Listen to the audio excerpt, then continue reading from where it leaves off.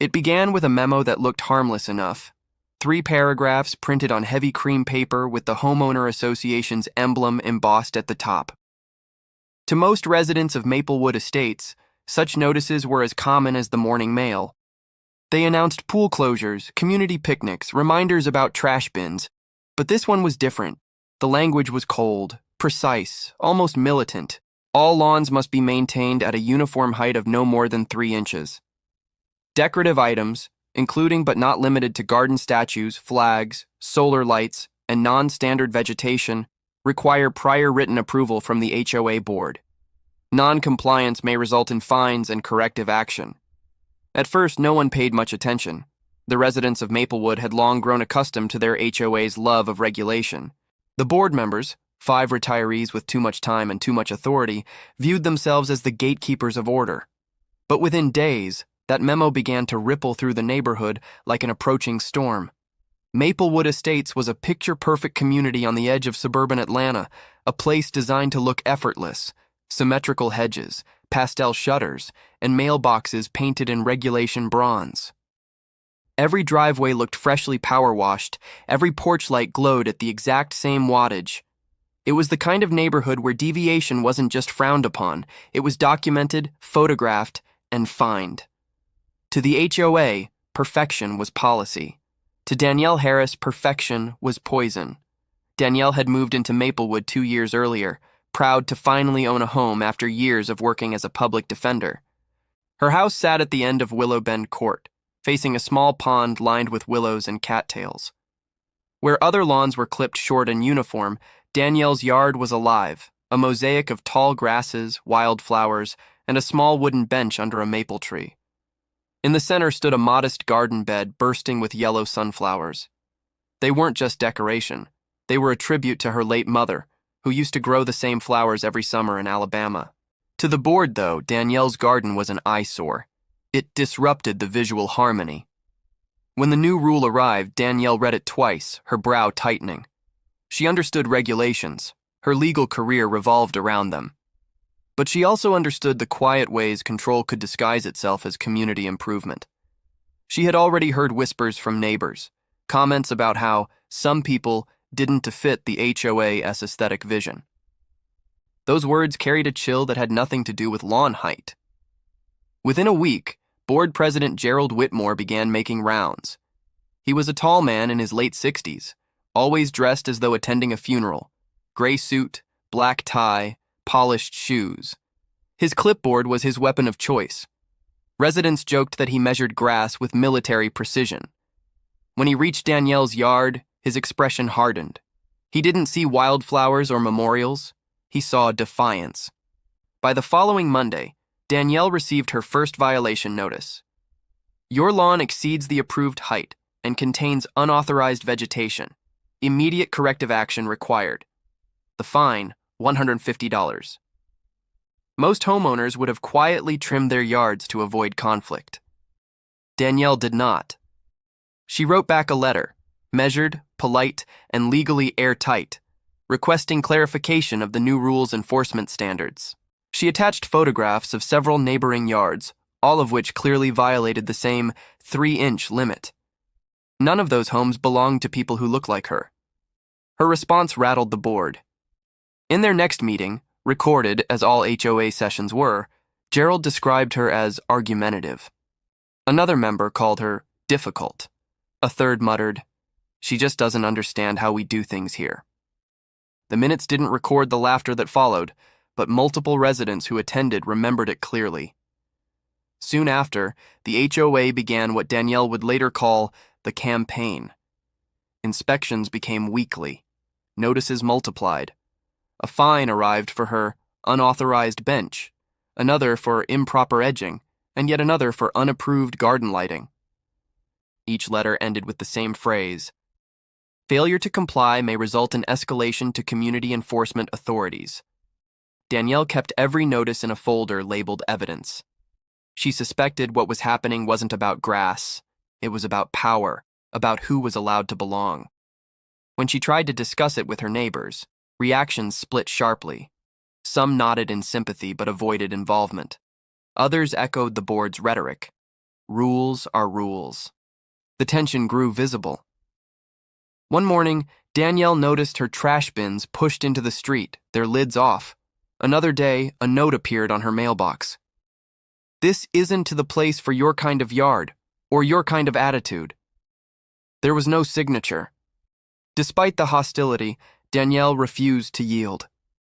Instead, she began researching Maplewood's charter and bylaws. What she found disturbed her. Clauses written decades earlier granting the board sweeping authority over aesthetic standards. Those clauses, she discovered, had never been updated, nor had they ever been legally tested.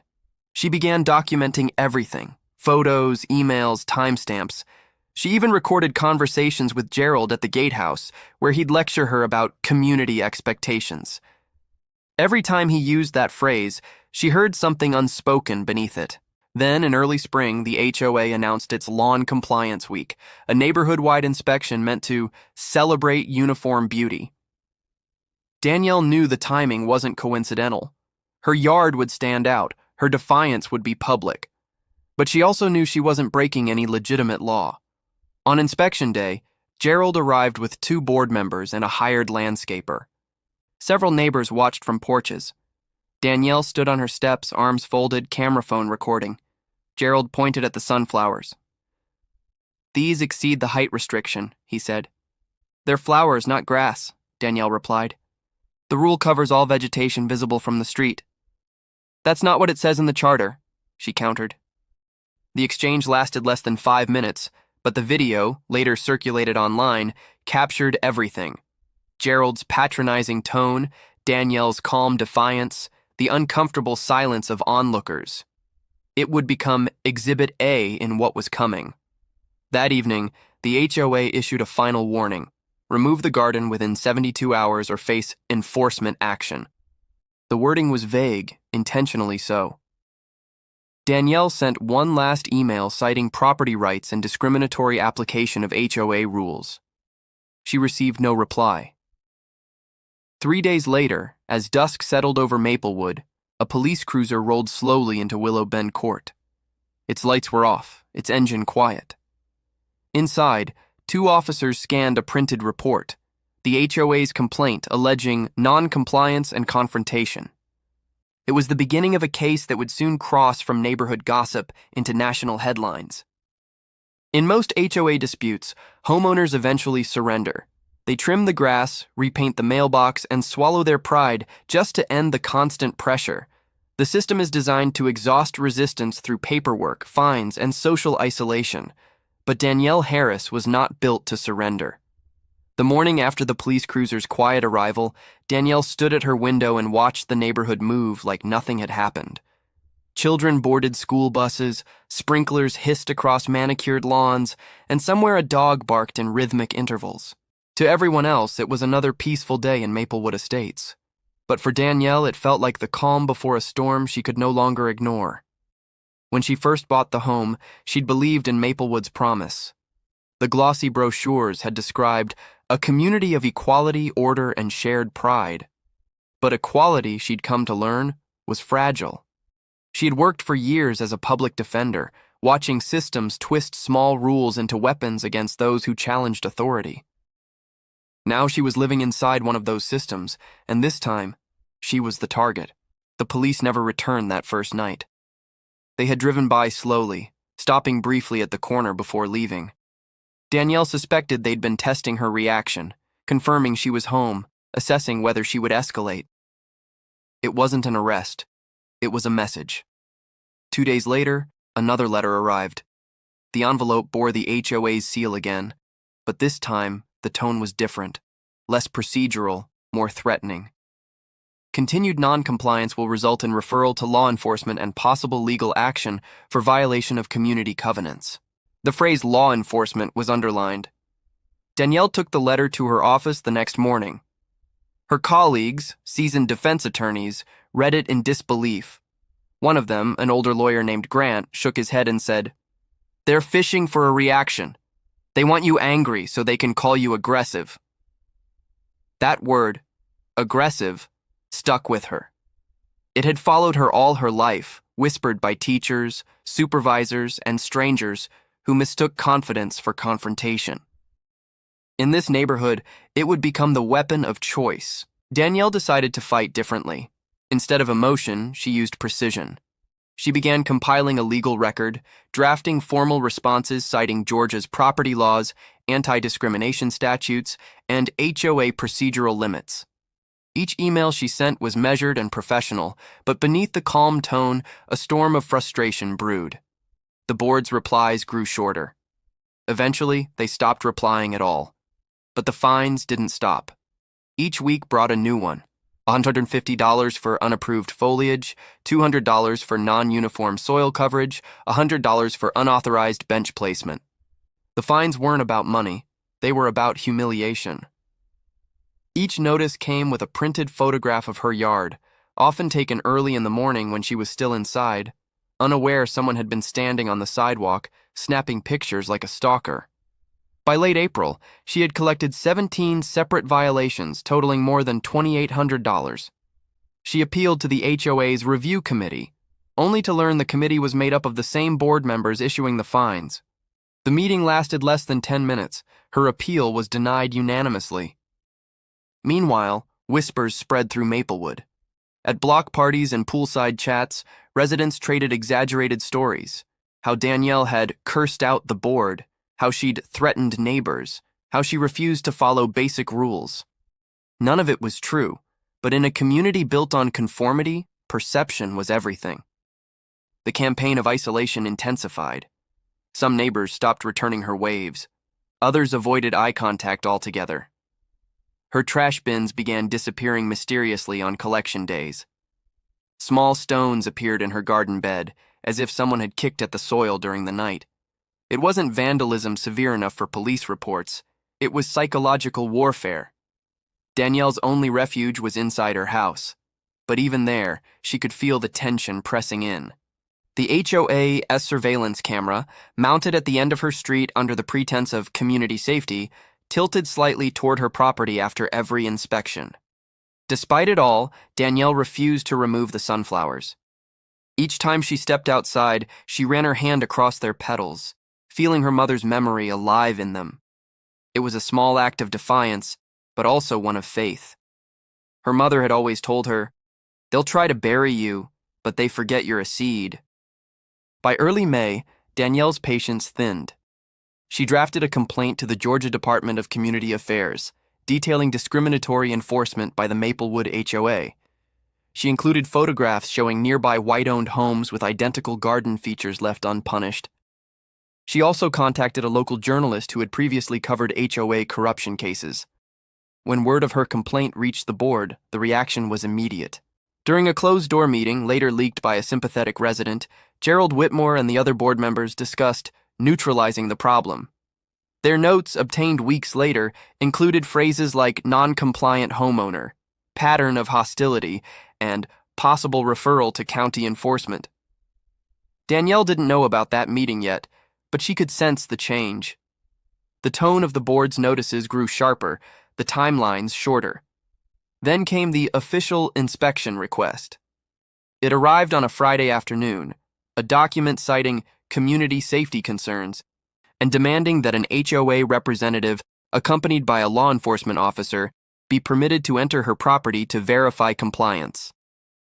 The letter cited a little-known clause buried in the HOA's charter allowing reasonable inspection access. To Danielle, it was the line they weren't supposed to cross. Allowing them onto her property under false pretenses would set a precedent, one that could strip her of her rights entirely.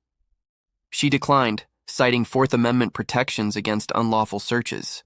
That same evening, she heard voices outside her window. Two men, one of whom sounded like Gerald. They spoke quietly, but she caught fragments. Non-compliant homeowner. Police involvement. We'll handle it. The following Monday, Danielle received another visit from the police. This time, it wasn't just a slow patrol. Two officers approached her door, their demeanor polite but firm. They said they'd received a report of verbal threats made against HOA board members. Danielle was stunned. Verbal threats? Against whom? I haven't spoken to any of them since the last meeting. The officers seemed unsure themselves. They explained they were responding to a call made by a concerned community representative. When Danielle asked for the report's details, they refused to share specifics. They simply warned her to keep interactions civil. After they left, Danielle sat at her dining table for a long time, staring at the neat stack of violation letters. What had started as a lawn dispute was now a pattern of harassment disguised as procedure. And somewhere inside that pattern, she saw the shadow of something uglier, something that wasn't about rules at all. Over the next weeks, she started documenting the racial undercurrents more explicitly. In her journal, she wrote down comments she overheard from passing residents, small remarks about neighborhood standards, the right kind of family, or people who don't blend in. It was coded language, the kind that hid prejudice behind politeness. Her attorney friends advised her to keep a low profile, to let the system play out. But Danielle knew systems didn't fix themselves. She had spent her entire career defending those crushed beneath bureaucracy. She wasn't about to bow now, not in her own home. By June, the HOA's threats escalated again. A new notice arrived, this time with bold letters across the top. Final notice. Continued defiance will result in legal action and enforcement. And beneath it, in fine print, law enforcement has been notified. It was signed by Gerald Whitmore personally. That night, Danielle installed a new security camera facing her front yard. Its red light blinked faintly in the dark, capturing every car that passed, every figure that lingered. At 10:47 p.m., it recorded a familiar silhouette, Gerald himself, walking up her driveway, clipboard in hand. He stopped near the flowers, stared for several seconds, then turned and left. Danielle downloaded the footage, saved it to 3 separate drives, and labeled it Evidence1.mp4. She knew what was coming next, and she refused to bow. By midsummer, Maplewood Estates had stopped pretending its conflict with Danielle Harris was just about grass. The board's weekly meetings, once devoted to pool repairs and budget updates, had turned into strategy sessions centered entirely on one homeowner. In the minutes, her name appeared again and again, sometimes redacted, sometimes circled, always annotated with words like non-compliant, escalating, and watch list. To outsiders, it might have looked absurd. 5 retirees channeling military precision into regulating flower beds. But inside Maplewood's clubhouse, a beige, windowless room that smelled faintly of coffee and carpet cleaner, the tone was deadly serious. The board believed Danielle's defiance threatened the very order they had spent years constructing. If one homeowner could challenge a rule and win, others might follow. Their power depended on submission, and Danielle refused to submit. President Gerald Whitmore had become consumed by the situation. He spent his mornings patrolling the cul-de-sacs in a golf cart fitted with a measuring stick and camera phone. Neighbors noticed how he slowed whenever he neared Willow Bend Court, how he photographed Danielle's yard from multiple angles before driving off again. What had started as routine enforcement now bordered on fixation. Even other board members began to whisper about it, though never in his presence. At night, Gerald compiled spreadsheets, dates, times, fines, photographs. His wife later told investigators he often fell asleep at his desk with the community handbook open, muttering about setting an example. He emailed the county code enforcement office twice, seeking support to classify Danielle's garden as a public nuisance. When officials declined, citing lack of violation, Gerald escalated. He contacted the local police precinct, forwarding selected photos and framing the issue as one of potential aggression from a resident known to challenge authority. It was an accusation designed to trigger suspicion. Meanwhile, Danielle's file within HOA archives grew thicker. Each new entry documented alleged rule breaches, noise after 9 p.m., a barbecue with friends. Parking violation, a visitor's car parked half an inch over the line. Improper lighting, a solar lantern by the bench. The pattern was unmistakable, harassment disguised as procedure. Inside the neighborhood, gossip turned to polarization. A faction of residents, led by an accountant named Linda Cray, began questioning the board's motives. They noted how enforcement seemed selective, how Danielle's supposed offenses mirrored things dozens of others did daily without reprimand. But fear of retaliation kept most silent. Maplewood's bylaws allowed the board to impose fines up to $500 and suspend community privileges for disruptive conduct. Speaking up could cost families access to the pool, gym, or clubhouse events. Silence became self-preservation. Danielle noticed the social shift. Some evenings, children she used to wave to avoided her gaze, coached by wary parents. The air on Willow Bend Court felt heavy, polite on the surface, brittle underneath. Yet every act of intimidation only deepened her resolve.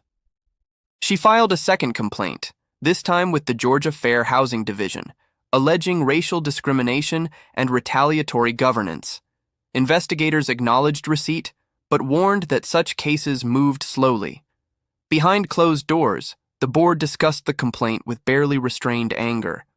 Gerald called it defamation. Another member suggested hiring private counsel to protect the association. They voted unanimously to pursue corrective measures. What those measures entailed was left vague. But within a week, the HOA's security contractor installed a new camera at the subdivision entrance, its lens angled unmistakably toward Danielle S. Street. The obsession began to seep into the community's budget. Expenditures for compliance monitoring tripled. Gerald authorized overtime for landscaping crews to standardize vegetation near Danielle's lot line, effectively destroying the natural transition between her yard and the common area. When she confronted the landscapers, they shrugged. "Orders from the board," one said. From a legal standpoint, Gerald's maneuvers were risky. Every new action created a clearer trail of targeted enforcement. But obsession blinds reason. To him, Danielle represented rebellion. Ending that rebellion had become personal. In emails later recovered, he described her as a destabilizing influence and a danger to community unity. The language echoed the bureaucratic phrasing of countless past injustices, clinical, detached, but unmistakably prejudiced. Danielle's camera footage soon captured more than Gerald's late-night visits. On several occasions, unfamiliar cars idled across from her driveway. Their occupants never exited, never spoke, just watched. She documented each incident, sending copies to her attorney and local police. The reports were filed but never investigated. "It's probably just neighbors," an officer told her over the phone. She recognized the subtext, "You're overreacting." As summer heat thickened, the tension inside Maplewood became palpable. The HOA newsletter omitted Danielle A.'s name, but included veiled warnings about certain homeowners spreading misinformation. A few residents began leaving supportive notes in her mailbox, short, unsigned messages like, "Keep standing up," and "We see what they're doing." Those notes gave her small bursts of strength, proof that not everyone was blind.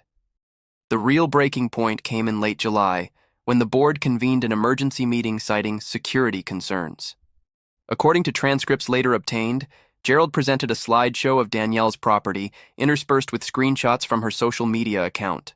He portrayed her legal posts about HOA discrimination as incitement, and claimed she was attempting to turn the community against its leadership. The board voted, 3-2, to authorize formal legal action for breach of covenant. The minority who dissented resigned within the week. From that moment, the HOA's fixation became official policy. A law firm known for aggressive civil enforcement, McAllister & Gray, was retained. Danielle received a certified letter stating the association intended to seek a court injunction, compelling her to remove the garden and pay accumulated fines. She read the notice slowly, then placed it atop the growing stack of correspondence. Her attorney, Grant, advised counter-litigation for harassment and discrimination. "They're digging their own grave," he said. Danielle wasn't so sure. She'd spent enough time in courtrooms to know power didn't always collapse under its own weight. It had to be challenged with precision. At the same time, external media began circling. The journalist she contacted weeks earlier published an article titled, "When the HOA Turns Hostile." It mentioned Maplewood by name and quoted Danielle anonymously as a black homeowner targeted for nonconformity. Within days, the board's inbox flooded with inquiries from reporters. Gerald responded with a carefully worded statement emphasizing neutral enforcement of community standards. Privately, he fumed that she had brought outsiders into our neighborhood. The article shifted public opinion. Supporters rallied behind Danielle online, framing her case as emblematic of systemic bias hidden in suburban governance. Yet inside Maplewood, the backlash hardened.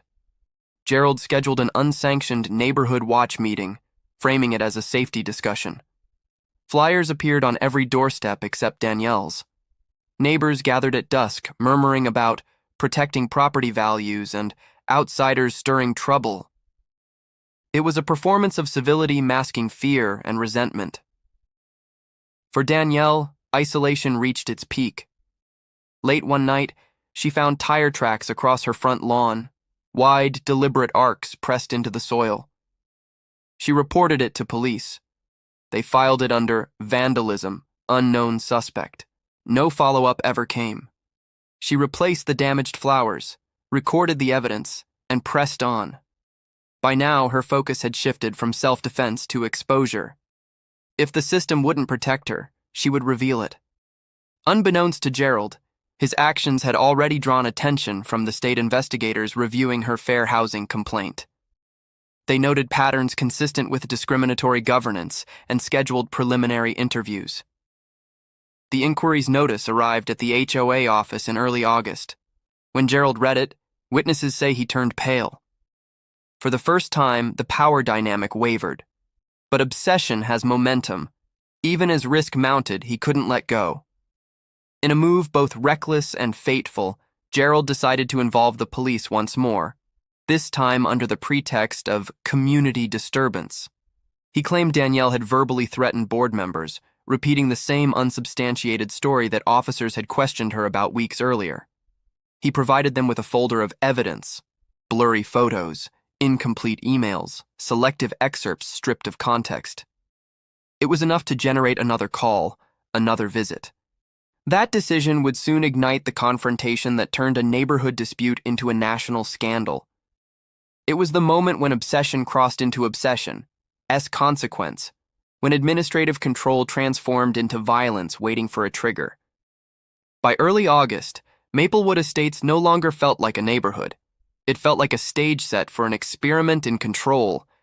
Security cameras faced every direction, neighbors whispered behind drawn blinds, and the sound of a lawnmower could now tighten the atmosphere like a siren.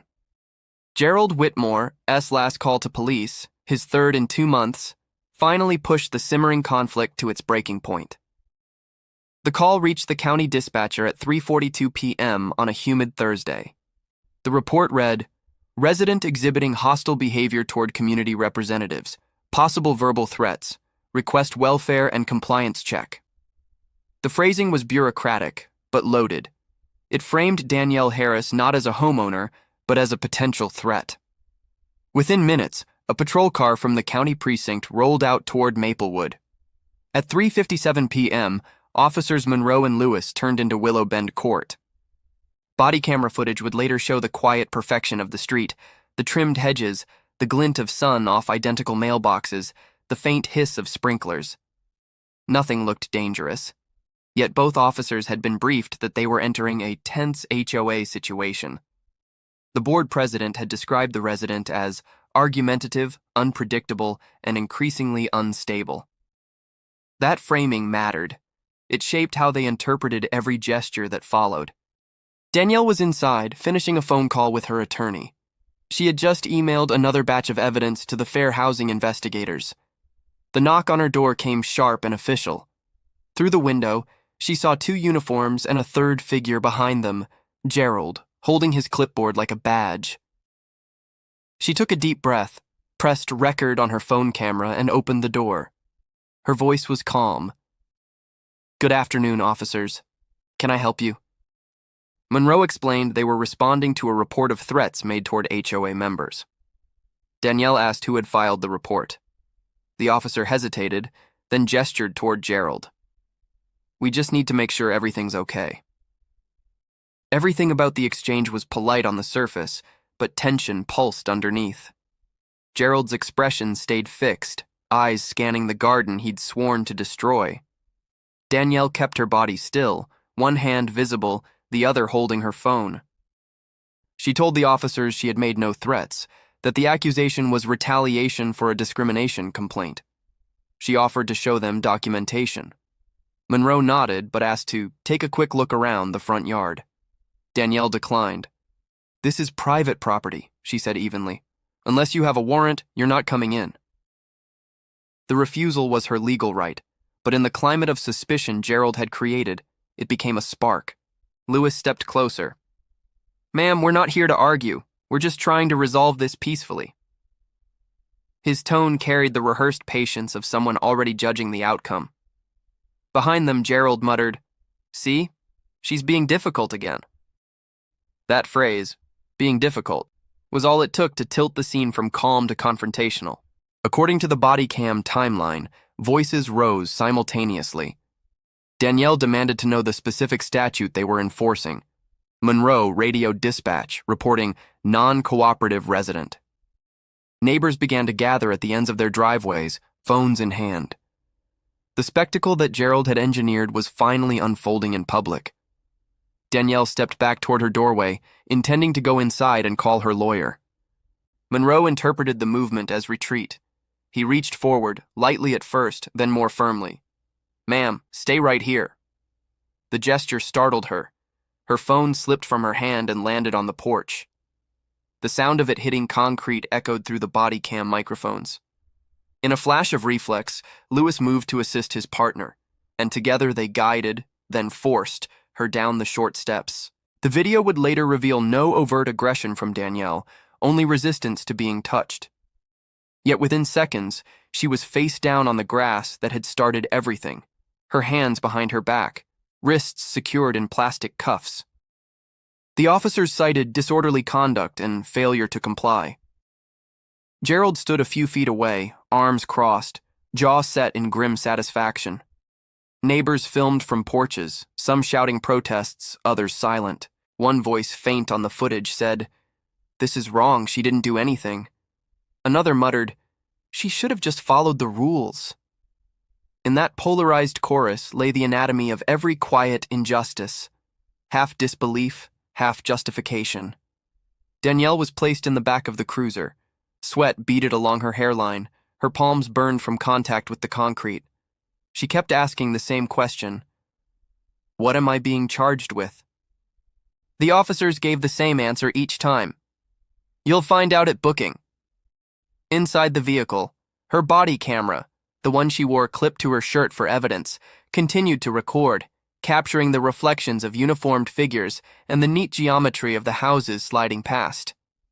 The footage would later form the cornerstone of her defense, showing calm where reports alleged aggression. As the cruiser left the subdivision, Gerald lingered at the curb. He told the small crowd that law and order had prevailed, that the board would restore peace.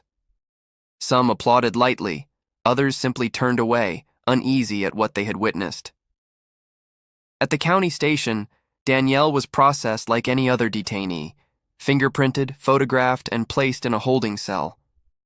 She called her attorney within the hour. Grant drove straight from Atlanta, demanding her immediate release and threatening legal action. By evening, the charges had already begun to unravel. No Officer S report contained a clear description of any criminal act. She was released just after midnight, bruised but unbowed. The next morning, the footage hit the internet. A neighbor who had filmed the arrest uploaded it anonymously with the caption, "HOA calls police over flowers." Within 24 hours, it had more than 500,000 views. News outlets picked it up. Commentators dissected every frame. The images of a black woman handcuffed on her own lawn for non-compliance became a symbol of suburban overreach and racialized authority. Gerald's phone began ringing non-stop. Reporters camped outside the Maplewood gates, demanding statements. The board issued a press release insisting the arrest was a law enforcement matter unrelated to race or bias. But the narrative had already escaped their control. Inside her home, Danielle reviewed the footage over and over. Each frame was evidence, not only of what had happened, but of what the system had become. The bruises on her wrists ached, but what hurt more was knowing how easily the story could have ended differently if no one had filmed it. She wasn't the only one watching. Among those reviewing the viral video were senior officials at the county courthouse, people who recognized her not as a defendant, but as one of their own. Danielle Harris, the woman dragged across her lawn, was also a licensed attorney and a recently appointed associate judge scheduled to begin a temporary rotation in civil court the following month. That revelation would soon turn a local scandal into a national reckoning. When dawn came to Maplewood Estates the morning after the arrest, it didn't bring quiet. It brought microphones. News vans idled at the subdivision gate. Satellite dishes pointed toward the cul-de-sac where, only hours before, officers had knelt on a homeowner's grass. The footage, 10 seconds of handcuffs and a woman's steady voice saying, "This is my property," had already become national shorthand for everything wrong with modern homeowner associations. Inside her kitchen, Danielle Harris brewed coffee with trembling hands. Sleep had not come. The purple marks around her wrists were the color of twilight, the kind that lingers long after sunset. Her phone vibrated constantly, journalists requesting interviews, advocacy groups offering support, and old law school classmates sending stunned messages. "Is that really you in the video?" Her attorney, Grant Evans, arrived just after 7. He carried a laptop, a stack of affidavits, and the controlled fury of a man who had seen this pattern too many times. Together, they watched the full body cam footage, frame by frame. What it showed contradicted every line of the police report. There were no threats, no resistance, only an insistence on rights that should have been obvious. By mid-morning, Grant filed a formal complaint with the county's Professional Standards Unit and faxed a copy to the state bar. He knew that public pressure mattered as much as procedure. "They thought you were just another resident," he told her. "They have no idea who they put those cuffs on." Danielle didn't smile. "That's not what matters," she said quietly. "What matters is what happens to the next woman who says no." Meanwhile, the Maplewood HOA scrambled to regain control of the narrative. Gerald Whitmore convened an emergency board meeting in the clubhouse, flanked by the same members who had approved the lawn appearance amendment. Their public relations consultant, hired overnight, advised them to issue a carefully worded apology for any distress caused. Gerald refused. "If we back down, we lose authority," he snapped. "She broke the rule. We enforced it." But not everyone on the board agreed. Linda Patel, the treasurer, spoke up for the first time in months. "We didn't enforce a rule," she said. "We called the police on a neighbor because we didn't like her garden." Her words hung in the stale air of the clubhouse like the sound of glass cracking. 2 members resigned before the meeting ended. Gerald simply glared at their empty chairs and muttered that outsiders were ruining everything. The county prosecutor reviewed the arrest footage that same afternoon. The moment she saw Danielle's face, recognition flickered. Danielle Harris, the civil rights attorney recently nominated for an associate judgeship. The prosecutor paused the video, exhaled slowly, and said to her deputy, "They just arrested a future judge over flower beds." Within hours, all charges were dropped. A statement from the county read, "After reviewing the available evidence, we find no probable cause for disorderly conduct or failure to comply." But the legal withdrawal couldn't undo the damage already done. The image of Danielle's arrest was now part of the national conversation. Replayed on talk shows, dissected in editorials, referenced in city hall debates about policing and HOA authority. That weekend, Danielle stood outside her home for the first time since the incident. The grass where she had been pinned was flattened in a rectangular patch, still damp from the sprinklers. Neighbors approached hesitantly, some offering apologies, others simply nodding in silent acknowledgement. A small boy from down the street handed her a card that read, in uneven handwriting, "Sorry they hurt you." She thanked him, but the gesture nearly broke her composure. On Monday morning, she walked into the courthouse in a dark gray suit. Cameras followed, their flashes popping like summer lightning. Reporters shouted questions. "Ms. Harris, will you sue the HOA? Do you plan to continue with your judicial appointment?" She answered none of them. She moved through the security gate with the calm precision of someone crossing a line that could never again be uncrossed. Inside, the chief judge of the district greeted her privately. "You don't have to do this today," he told her. "You can postpone the rotation until the attention dies down." Danielle shook her head. "If I hide now, they win." He studied her for a moment, then nodded and handed her the robe.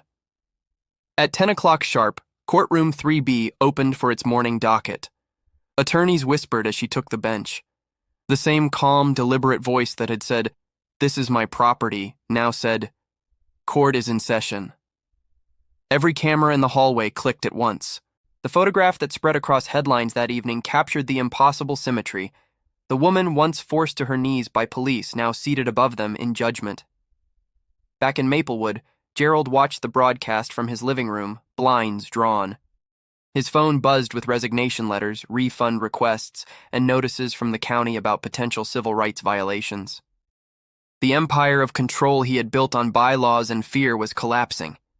For the first time, he understood the scale of what he had unleashed. He turned off the television, but Danielle's image remained in his mind, calm, unflinching, and beyond his reach. The weeks that followed brought investigations, hearings, and new legislation proposed in the state assembly limiting HOA enforcement powers. Danielle participated in none of the media spectacle. She focused on her docket, landlord-tenant disputes, small claims cases, ordinary people struggling with rules that too often punished rather than protected. Each judgment she issued was measured, careful, grounded in empathy. Colleagues noticed that she listened longer than most judges, that she let silence do the work of justice. One afternoon, a reporter finally asked her why she had chosen to accept the judgeship instead of suing everyone involved. She replied, "Because revenge fixes one story. Justice fixes the system." The quote became the closing line of a national documentary on HOA abuse, a story that began with a single overgrown patch of grass and ended with a woman in a black robe. As autumn returned, the lawns of Maplewood Estates grew wild again. Without Gerald's oversight, residents planted freely, sunflowers, clover, even the same violet flowers that had sparked the original complaint. The neighborhood looked less perfect now, but somehow more alive. And at the end of Willow Bend Court, beneath the rebuilt porch light, the patch of grass where everything began had been replaced with a small garden bed and a bronze plaque that simply read, "The rule that started it all." The morning after the televised image of Judge Danielle Harris went viral, Maplewood Estates felt like a place under investigation. The guard at the gate stopped every car, unsure who might be a journalist and who might be a resident. The HOA email server crashed beneath a flood of angry messages. By noon, national networks were airing live from the cul-de-sac. Commentators used phrases like systemic accountability and the suburban power complex. The board members who once relished attention now hid from it. Danielle watched it all with detached stillness. The courtroom where she now presided was a few miles from the same precinct that had booked her only weeks earlier. Between hearings, she read the news dispassionately, underlining inaccuracies with a red pen. She had learned long ago that public narratives rarely capture private truth. Still, each headline, "HOA calls cops on future judge," was a reminder of how quickly reputation could shift from defendant to symbol. Behind the scenes, her attorney Grant Evans built a case that was meticulous and relentless. The complaint he drafted named both the Maplewood Estates Homeowners Association and individual board members as defendants, citing false reporting, malicious prosecution, defamation, and violation of civil rights under color of law. The evidence was airtight. Body camera footage, meeting minutes, and the HOA's own correspondence, which revealed an intent to make an example of her. Grant filed in federal court on a gray Monday morning. The courthouse steps were lined with cameras. He gave no speech, only a brief statement. "This is not about lawns. It's about power misused." Reporters pressed for comment from Danielle, but she refused interviews, saying only, "My statements will be in court." The lawsuit electrified legal circles. HOA law was usually dull, confined to small claims disputes about fences or noise complaints.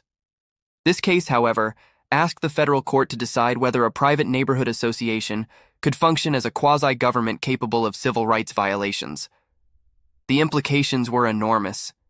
If Danielle won, Every HOA in the country would have to reconsider its enforcement authority. Meanwhile, the residents of Maplewood began to fracture. Some organized a petition demanding the board's resignation. Others defended Gerald, insisting he had followed procedure.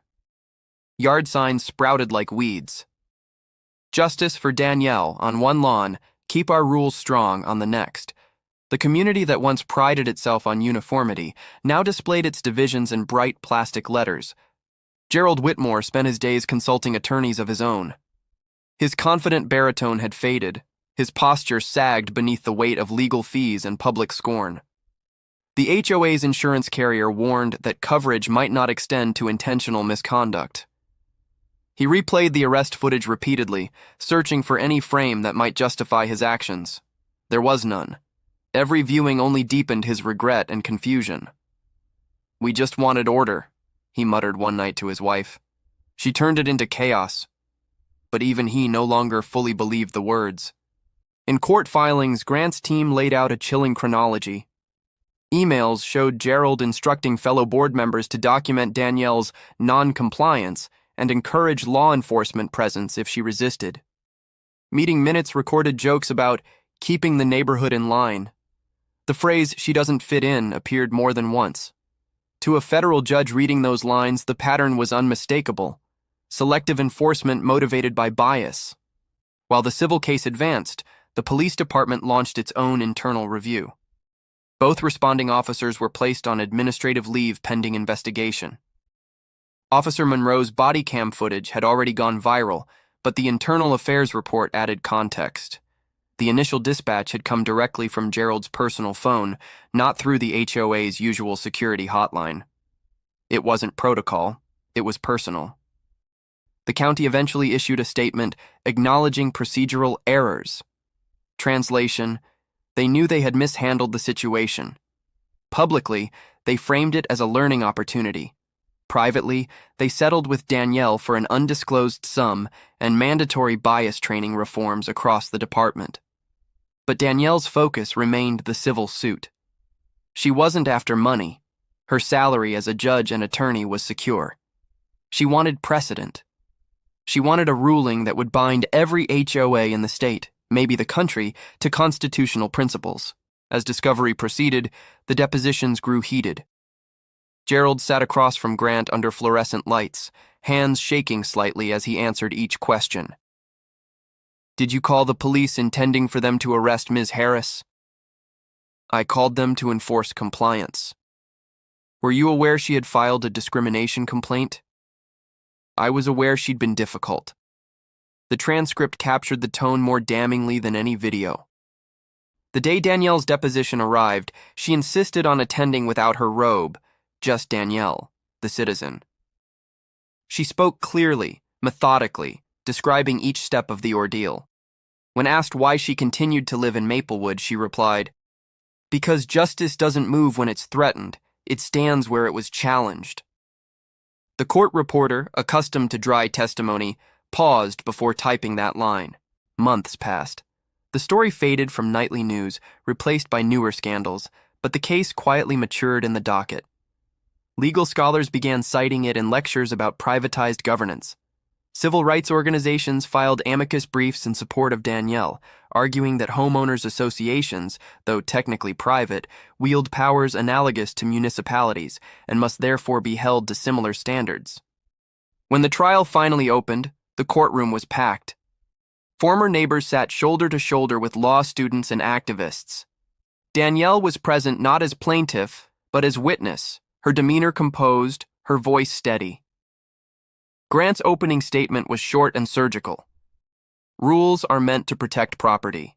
They are not meant to destroy people. Over 3 days, the jury heard testimony about HOA bylaws, police procedures, and racial bias. They watched the video again in silence.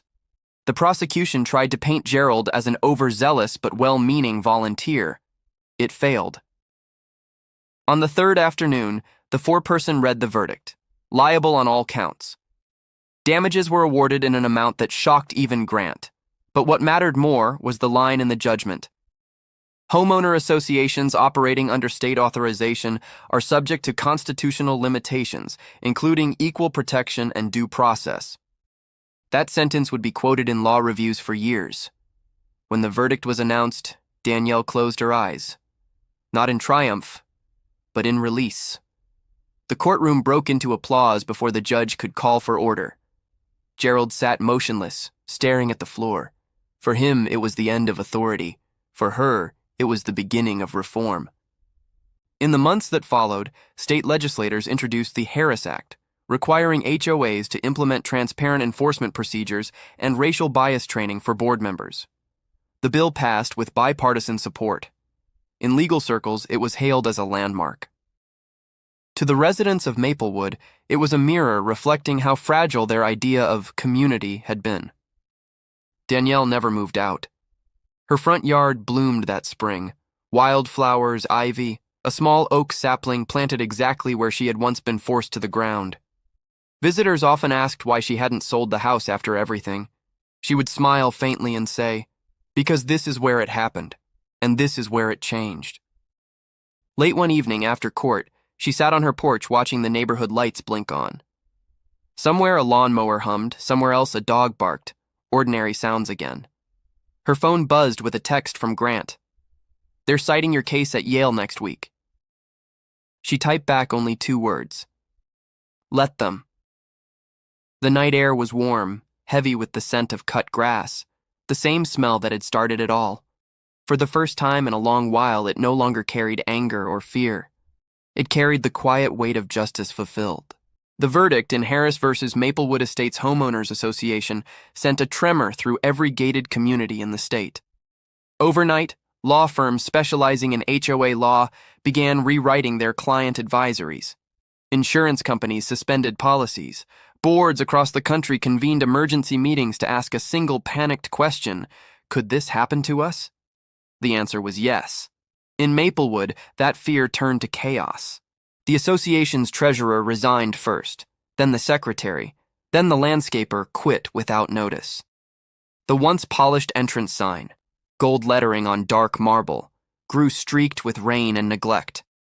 Residents who had once boasted about the neighborhood's perfection now whispered about foreclosure and lawsuits.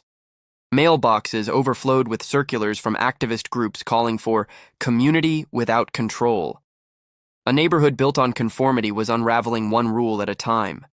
Gerald Whitmore, the architect of it all, became a recluse. His name was synonymous with abuse of power. The state bar launched an ethics investigation into his previous work as a real estate consultant. Former friends avoided him at the grocery store. He stopped answering calls from reporters and began living behind drawn curtains, the hum of the air conditioner masking the silence of his downfall. The HOA accounts were frozen pending the court-ordered restitution. Without funds, the community pool closed. The security patrol stopped showing up. For the first time in years, Maplewood felt ordinary, messy, unguarded, alive. Journalists swarmed to chronicle the collapse. The story shifted from one woman's arrest to a broader expose on suburban authoritarianism. Major networks ran specials titled "Rules Gone Wrong" and "The HOA Empire Crumbles." In one segment, former board members appeared anonymously, voices disguised, confessing how meetings had devolved into witch hunts. "We thought we were protecting property values," one said. "Really, we were protecting control."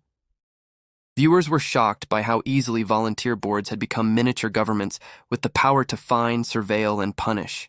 Danielle Harris refused every interview request.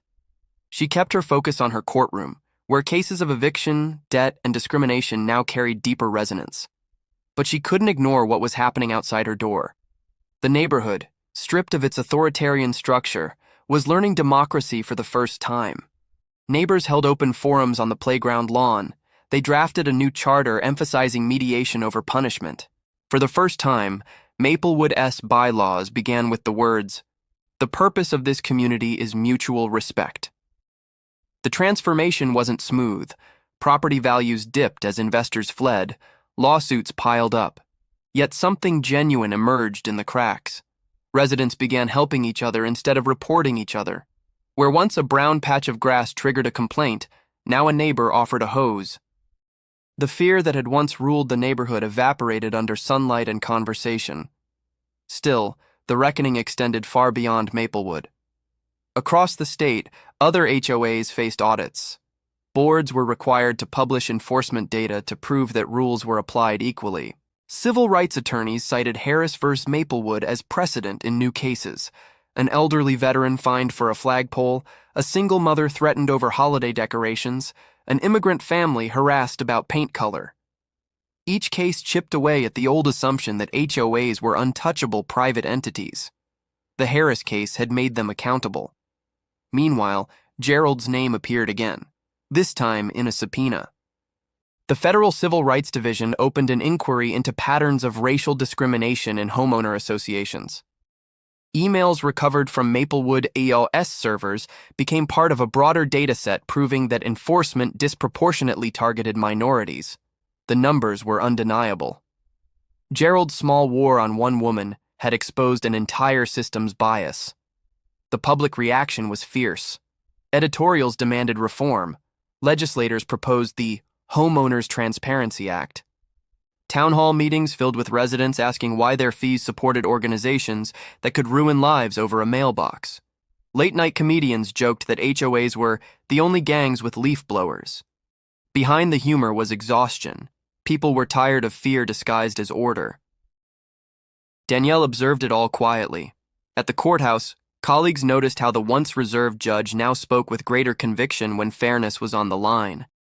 The law is only as humane as the people applying it, she told a class of interns one afternoon. None of them knew that the words echoed the lesson of her own street. By the following spring, the state attorney general's report on Maplewood landed like an indictment. It detailed systematic misuse of police contacts, selective rule enforcement, and financial mismanagement. The report concluded with a recommendation to dissolve the existing HOA charter. On a rainy Monday, the county clerk officially disbanded the Maplewood Estates Homeowners Association. The entity that once controlled every blade of grass ceased to exist. Residents gathered that evening for an impromptu celebration. There were no speeches, no banners, just laughter, children playing, and the smell of barbecue drifting through the cul-de-sac. Danielle watched from her porch, robe replaced by jeans and a cardigan. For the first time, no one checked whether her flowers met the code. They simply admired them. The cameras returned briefly to capture the end of an era. Reporters asked residents how it felt to live without an HOA. A middle-aged man smiled and said, "Like we finally own our homes." Another added, "Like we're neighbors again." The footage closed with a slow pan of Danielle's garden, blooming freely under the streetlights. Gerald never attended that gathering. Weeks later, he sold his house quietly and left town. No one saw him again. Some said he moved north. Others said he took a job advising another community under a new name. But his legacy was now a warning taught in real estate law classes: beware the power you think is yours. The collapse of Maplewood became more than a local story. It became a symbol, how a rule about lawns exposed deeper roots of prejudice and control. Universities hosted panels. Documentaries were filmed.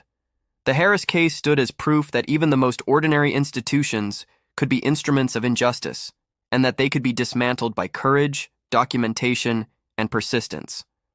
On the anniversary of the verdict, Danielle received a letter from a woman in another state.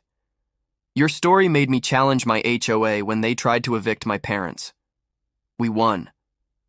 She kept the letter folded in her desk drawer, a quiet reminder that justice travels farther than headlines. That night, she walked the length of Willow Bend Court, passing mailboxes that now bore mismatched paint, flower beds of every color, and laughter spilling from porches. Imperfect, human, alive. The air smelled of rain and cut grass again, but this time, the scent carried no threat. Maplewood Estates was no longer a fortress of rules. It was simply a neighborhood, one born from the ashes of its own arrogance, rebuilt on something stronger than compliance: community. As the dust settled over Maplewood Estates, the reverberations of Danielle Harris's ordeal began to reshape more than just her immediate neighborhood. Courts, lawmakers, and civil rights organizations took notice, signaling a rare convergence. one woman's fight against overreach had become a catalyst for systemic change. The first wave of transformation arrived quietly, through legislation.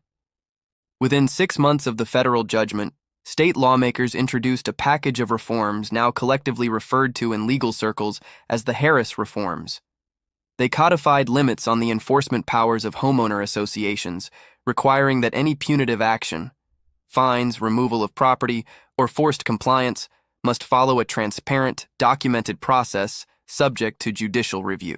For the first time, HOAs were explicitly accountable to state oversight, a check against the abuse of authority that had long been hidden behind private covenants. Danielle participated in the legislative process not as a lobbyist, but as a witness. Lawmakers invited her to testify on the dangers of unchecked HOA authority and the subtle ways that racial bias can permeate community enforcement. She recounted her story calmly, each sentence precise and unflinching, highlighting the mechanisms by which seemingly mundane rules could become tools of intimidation. She emphasized the psychological toll, the social isolation, and the chilling effect on residents' exercise of their rights. Lawmakers listened intently, asking few questions, allowing the weight of her experience to speak for itself. By the end of her testimony, a consensus emerged. No neighborhood rule, however trivial, should override basic civil rights. The reforms also impacted law enforcement protocols. Police departments across the state began reviewing their policies regarding HOA calls. Dispatcher training was updated to flag personal disputes, and officers were instructed to differentiate between genuine threats and administrative complaints. Monroe and Lewis, the officers involved in Danielle's arrest, underwent retraining in civil rights compliance and implicit bias. While the experience was humbling for them, it also provided a model for how procedural errors could escalate if unchecked, a case study now cited in training modules statewide. Within Maplewood Estates itself, the impact was immediate and tangible. The HOA had dissolved, leaving residents to govern themselves through voluntary committees and neighborhood councils. Residents formed a consensus board, emphasizing dialogue and mediation over punishment. Instead of fines, they implemented workshops on gardening, safety, and shared decision-making. Neighborhood meetings, once perfunctory, became forums for listening and collective problem-solving. The community had traded conformity for accountability, and in doing so, regained trust. Danielle continued to monitor Maplewood remotely. She was invited to speak at conferences, universities, and bar associations, often using her case to illustrate how systemic power imbalances can manifest in everyday settings. Each lecture began with the same premise. What begins as a dispute over a lawn can quickly become a test of justice. The image of her handcuffs juxtaposed against her judicial robe became a symbolic reference point, a visual reminder that vigilance is required at every level of authority, even in spaces assumed to be private. Her influence extended beyond Maplewood. Across the state, HOAs began voluntarily revising their rules, removing arbitrary fines, and publishing enforcement logs to demonstrate equitable treatment.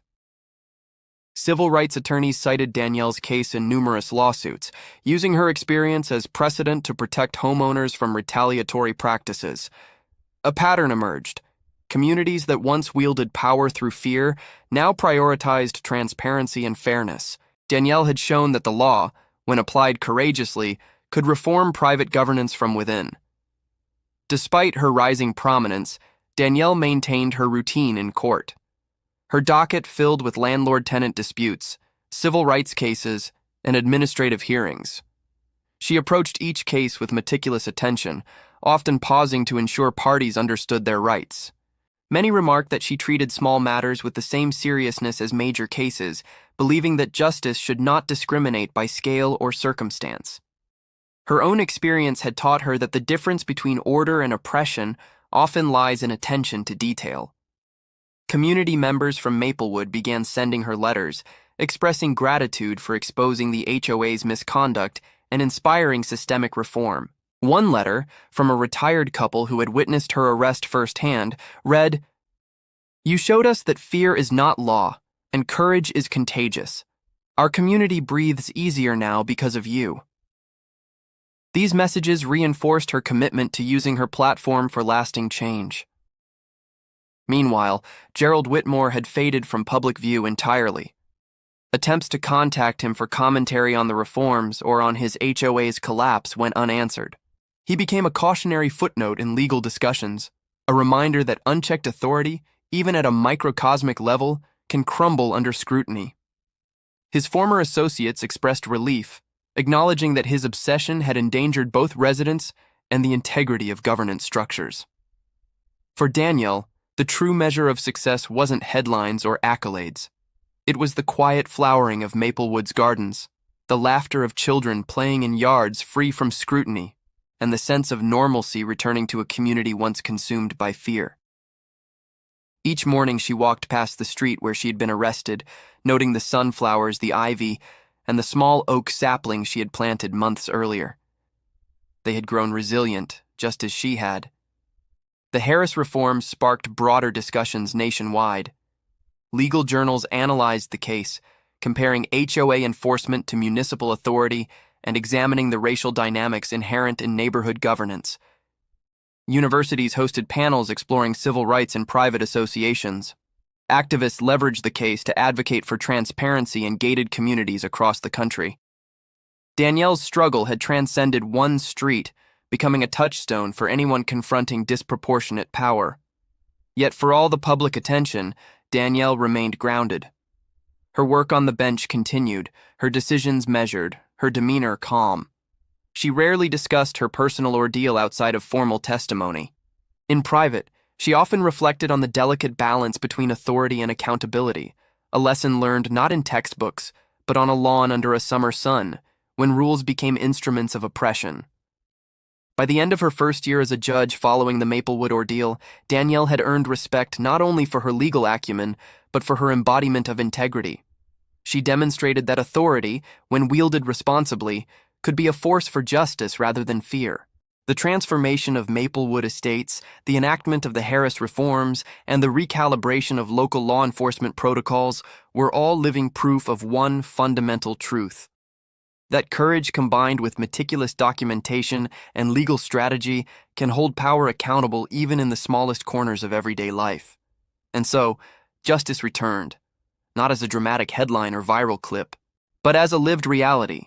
Communities governed fairly, police responding proportionally, and homeowners empowered to protect their rights without fear. The story of a lawn, a dispute, and a woman who refused to bow had become more than an episode of injustice. It had become a blueprint for accountability and reform. By the following year, Danielle Harris's story had transcended the borders of Maplewood Estates.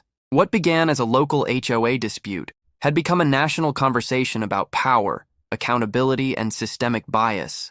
News outlets across the country ran features, podcasts dissected the incident frame by frame, and legal journals analyzed the implications of the federal ruling. Her arrest on her own lawn, once an isolated incident, had become a case study in the dangers of unchecked authority, even in ostensibly private institutions. The viral video, initially intended only for documentation, became a visual shorthand for injustice. Headlines read, "HOA overreach goes too far," "From lawn to courtroom, a future judge's battle for justice," and "When rules become weapons." Social media amplified the story, sparking debates about race, authority, and homeowners' rights. The hashtag Justice for Danielle trended intermittently, drawing support from civil rights advocates, legal professionals, and everyday citizens outraged by the disproportionate use of power. Danielle, however, remained measured in public appearances. She participated in interviews and panel discussions, always focusing on structural reform rather than personal grievance. Her message was consistent. Systems that give private entities quasi-governmental powers must be held accountable, and discrimination, whether overt or subtle, must be challenged. She emphasized that her victory was not just personal, but a blueprint for reform that could prevent future injustices. National organizations took note. The American Civil Liberties Union cited the Maplewood case in advocacy campaigns, arguing that homeowner associations should not operate above the law. Civil rights coalitions used it to promote awareness of how micro-level abuses could perpetuate broader societal inequities. Law schools incorporated the case into curricula on civil rights, administrative law, and public policy. It became a benchmark example. How ordinary disputes, if unchecked, can escalate into systemic violations. Meanwhile, Maplewood Estates became emblematic of both failure and resilience. Former residents shared their stories with journalists, some confessing complicity, others expressing relief at the dissolution of the HOA. Community leaders in other neighborhoods began preemptively revising rules and bylaws to avoid similar conflicts. The influence of Danielle's case rippled outward, changing governance norms beyond one street, one town, or even one state. Danielle herself continued her work on the bench, but her reputation as a defender of civil rights had now spread nationwide. Young attorneys sought mentorship, activists consulted her on reform strategies, journalists interviewed her about systemic inequities in private governance. Yet she maintained the same disciplined focus that had defined her career: fairness, precision, and adherence to the law. She understood that influence carried responsibility, and she wielded it deliberately. Her personal legacy became intertwined with broader societal impact.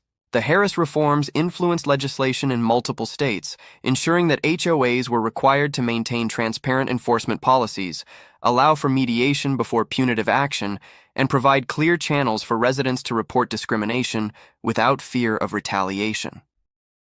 Police departments nationwide revisited their protocols for responding to HOA complaints, emphasizing impartiality and proportionality. Her experience became a touchstone in the ongoing national dialogue about accountability in seemingly private spaces wielding public-like authority. Cultural commentators began to analyze the case through multiple lenses: race, gender, suburban governance, and the intersection of private power and public authority. Documentaries chronicled the story, illustrating how a single individual's persistence could catalyze systemic reform. Scholars compared it to landmark civil rights cases, noting that while the context was modern and localized, the principles remained timeless: equality, accountability, and justice. Even within Maplewood Estates, Danielle's influence persisted long after she stopped following local politics. Residents planted new gardens inspired by her, held workshops on civil rights, and created forums for conflict resolution. Children who had once witnessed her arrest now played freely on lawns where fear once reigned. The neighborhood's physical transformation mirrored its moral one: imperfection tolerated, fairness prioritized, and power held in check. Yet Danielle never allowed the story to define her entire life. She continued taking ordinary cases, making measured decisions, and mentoring the next generation of lawyers and judges. Her courtroom demeanor reflected the lessons learned on that lawn: patience, attentiveness, and courage in the face of intimidation. The viral fame faded, but the reforms and cultural shifts endured. Her story became a symbol for anyone confronting systemic overreach. Activists cited it in campaigns, educators included it in curricula, and communities used it as a model for equitable governance. It proved that courage paired with knowledge, documentation, and strategy could transform an individual injustice into lasting reform.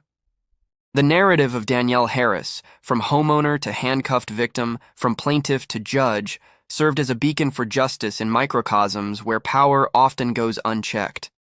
The national attention ultimately solidified her place in both legal history and public consciousness. Where once she was only a resident defending her yard, Danielle had become a representative of the principle that rights do not cease at one's doorstep. She had demonstrated that accountability is possible even in the smallest corners of authority, and that courage in everyday situations can catalyze broad societal change. By the time the first anniversary of her arrest approached, Danielle stood once again on Willow Bend Court, observing her garden in full bloom. Cameras had long gone, reporters had moved on, yet the neighborhood itself had transformed. Where control once reigned, community now flourished. Where fear once lingered, trust had returned. And in that quiet, ordinary victory, the true legacy of her struggle was visible: justice restored, not only through law, but through example. The courtroom was quiet, the kind of silence that holds weight and expectation. Danielle Harris sat behind the bench, her robe crisp, her gavel at rest. The morning light filtered through tall windows, falling on the polished wood of the courtroom where she now held authority, not as a defendant, not as a victim, but as a judge entrusted with the responsibility of justice. Every decision she made carried the lessons of Willow Bend Court, the bruises on her wrists, and the viral images that had once made her a symbol of injustice. It had been nearly 2 years since that sweltering August afternoon when officers arrived at her door. The trauma of that day had faded, but the memory remained vivid. The handcuffs biting into her wrists, the whispers of neighbors, Gerald Whitmore's satisfied smirk, and the public spectacle that had changed her life. Yet those memories had become a foundation, not a scar. They informed her perspective, her empathy, and her determination to ensure fairness for every person who entered her courtroom. Cases filed that morning included disputes over housing, employment, and civil rights. Danielle's approach was deliberate. She listened longer than most judges, allowing each party to explain not only the facts, but the context. When a plaintiff spoke of intimidation or abuse of authority, her gaze was steady, acknowledging the weight of their experience. When a defendant defended their actions, she pressed for clarity, ensuring that justice was rooted in evidence rather than perception alone. Outside the courthouse, Maplewood Estates had fully transformed. The gardens bloomed freely, no longer policed by an authoritarian HOA. Residents waved to Danielle when she passed, acknowledging the woman whose courage had sparked reform. Her name, once associated with viral outrage, now symbolized integrity and resilience. Local media occasionally requested interviews, but Danielle focused on her duties. She understood that lasting influence is measured not by attention, but by the systems that change because of one's actions. The culmination of her personal journey arrived in a routine afternoon docket. A case was brought before her involving an HOA in another state, accused of arbitrary enforcement and discrimination against a minority homeowner. As she reviewed the filings, she felt the familiar echo of her own experience. Every document, every email chain, every video clip reminded her of that summer day when her rights had been violated, yet also of how far the law, and she herself, had come. Danielle presided over the hearing with measured authority. Her questions were precise, cutting to the heart of the matter without bias. Her rulings emphasized transparency, fairness, and the protection of civil rights. The outcome was clear. The HOA would be required to revise its policies, institute oversight, and compensate the affected homeowner. The courtroom, filled with observers and attorneys, acknowledged the decision not with applause but with quiet respect, a recognition of justice done, not spectacle made. That evening, Danielle returned home and walked through her garden. The flowers were in full bloom, the oak sapling she had planted now standing tall. For a moment, she remembered the moment she had been dragged across her lawn, cuffed and humiliated. Yet there was no anger left, only reflection. Every bruise, every injustice, every viral clip had culminated in this moment. A life reclaimed, a community reformed, and a precedent set for countless others. Letters arrived periodically from people inspired by her story. A mother in California wrote about confronting her HOA over arbitrary fines. A young attorney cited her experience in a law school paper on civil rights. A neighbor in Maplewood thanked her for transforming a culture of fear into a community of accountability. Danielle kept these letters in a small box on her desk, a reminder that one person's persistence could ripple outward indefinitely. Her legacy was now fully intertwined with the principles she had fought for: transparency, fairness, accountability, and courage. The viral images that once sparked outrage had faded into memory, replaced by enduring reforms and a renewed sense of justice in communities far beyond Maplewood Estates. The laws, policies, and consciousness she had helped shape ensured that homeowners, regardless of race or status, would never again face the same arbitrary oppression. On the final day of the term, Danielle sat on the bench in the empty courtroom, reviewing files and preparing for the next week. She thought of the trajectory that had carried her from a handcuffed homeowner to a federal plaintiff, and finally to a judge whose decisions would guide others toward fairness.